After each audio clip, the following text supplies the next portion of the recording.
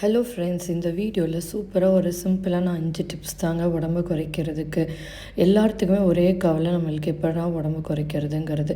அதில் பார்த்தீங்கன்னா, முன்னாடியே நான் வீடியோவில் சொல்லியிருப்பேன், சுடுதண்ணினா என்றைக்குமே கொதிக்கிற தண்ணி குடிக்கக்கூடாதுங்க. நம்ம சாப்பிட்ட உடனே இல்லைன்னா நம்ம கொஞ்சம் நேரம் இன்டர்வல்ஸ்க்கு அப்புறம் வெது வெதுப்பான தண்ணியை நம்ம ஒரு கிளாஸில் கொஞ்சம் ரிலாக்ஸ் பண்ணிவிட்டு குடிச்சிட்டே இருக்கணும். அப்போ என்ன ஆகும்னா, நம்ம ஃபேட்டி கண்டென்ட்ஸ் எல்லாம் இருக்கிறதுக்கு ஈஸியாக டைஜஸ்ட் ஆகிறதுக்கும் அது பேர்ன் ஆகிறதுக்கும் ஹெல்ப்பாக இருக்கும். முடிஞ்ச அளவுக்கு நம்ம கூல்ட்ரிங்க்ஸ் எல்லாம் தவிர்க்கிறது நல்லது. அடுத்த ஃபுட் பார்த்திங்கன்னா முட்டைக்கோஸ், கேபேஜ். இது ரொம்ப ஹெல்த்திங்க. நம்மளுக்கு சில விஷயம்லாம் தெரியறது கிடையாது.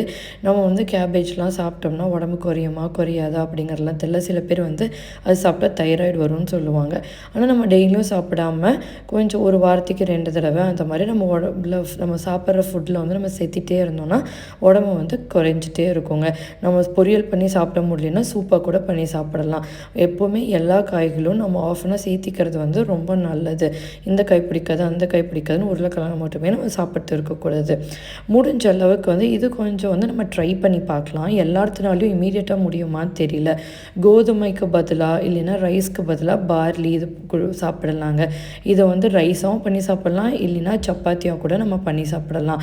இது சில பேர்த்துக்கு நம்மளுக்கு சைக்கலாஜிக்கலாக ரைஸ் சப்பாத்தி இதெல்லாம் சாப்பிட்டா தான் நம்மளுக்கு தூக்கம் வரும் அப்படிங்கிற மாதிரி இருக்கும். வயிறு ஃபுல்லாக இருக்குது அப்படிங்கிற மாதிரி இருக்கும். ஆனால் அது இப்படி கிடையாதுங்க.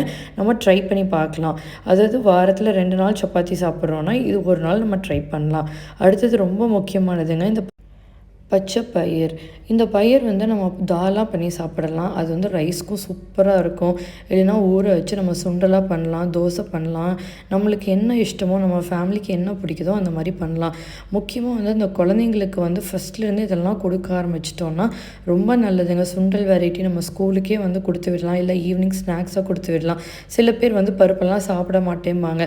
ஆனால் இந்த பருப்பெல்லாம் நல்லா கொஞ்சம் காரம் போட்டுட்டு நல்லா நெய் ஊற்றி நல்லா நெகுன்னு கிடைஞ்சி நம்ம குழந்தைங்களுக்கு சாப்பாட்டில் பிசைஞ்சு கொடுத்தா அவ்வளோ டேஸ்ட்டாக இருக்குங்க. இது எல்லாத்துக்கும் போக நம்ம எப்படியாவது ஒரு நாளைக்கு ஒரு ஃப்ரூட்டாவது கடித்து சாப்பிடவோ இல்லைன்னா ஜூஸாவோ குடிக்க நம்ம பழகிக்கணும். நம்ம வாழ்க்கையில் எப்போவுமே ஒன்று தெரிஞ்சுக்கணுங்க, கீரை வகைகள் அதே மாதிரி ஜூஸ் வகைகள், பழங்கள் இந்த மாதிரியெல்லாம் எப்போவுமே நம்ம உணவில் இருக்கணும். நம்ம ஃபேன்சியாக சாப்பிட்றோம், டேஸ்டியாக சாப்பிட்றோம், அந்த கடையில் போய் சாப்பிட்றோன்னு பண்ணலாம். ஏன்னா நம்ம இந்த சமுதாயத்தில் எதிலிருந்து ஒதுங்கி வாழ முடியாது. நம்மளோட சுவைக்காகவும் நம்ம இருக்கோம் தான். ஆனால் எவ்வளோ தான் நம்ம சாப்பிட்டாலும் அதுக்கேற்ற மாதிரி பேலன்ஸ்டாக நம்மளால் என்ன பண்ண முடியுமோ அது எல்லாமே கண்டிப்பாக பண்ணணுங்க. நம்ம எல்லாருமே ஹெல்த்தியாக இருக்கும். சுவர் இருந்தால் தான் சித்திரம் வரைய முடியும்னு ஒரு பழமொழியே இருக்குங்க. அந்த மாதிரி நம்மளோட ஆரோக்கியம் இருந்தால் தான் நம்ம வாழ்க்கையை சந்தோஷமாக வாழ முடியும். இதெல்லாம் நம்ம இமீடியட்டாக பண்ணணும், நம்மளுக்கு கண்டிப்பாக உடம்பு குறைஞ்சிரும் அப்படிங்கிறது கிடையாது. எதுக்குமே கொஞ்சம் நாள் ஆகும். நம்ம உடம்பு போடணும்னு நினச்சாலும் டக்குன்னு உடம்பு போடாது, குறையணும்னு நினச்சாலும் குறையாது. ஆனால் நம்மளோட முயற்சி தளர விடாமல் எப்போவுமே நம்ம அதை பண்ணிகிட்டே இருந்தோம்னா கண்டிப்பாக நம்மளோட ஆரோக்கியம் நம்மளோட இருக்கும், சந்தோஷமும் நம்மளோட இருக்கும். கண்டிப்பாக நீங்கள் எல்லோரும் இதை ட்ரை பண்ணி பாருங்கள். Thank you friends.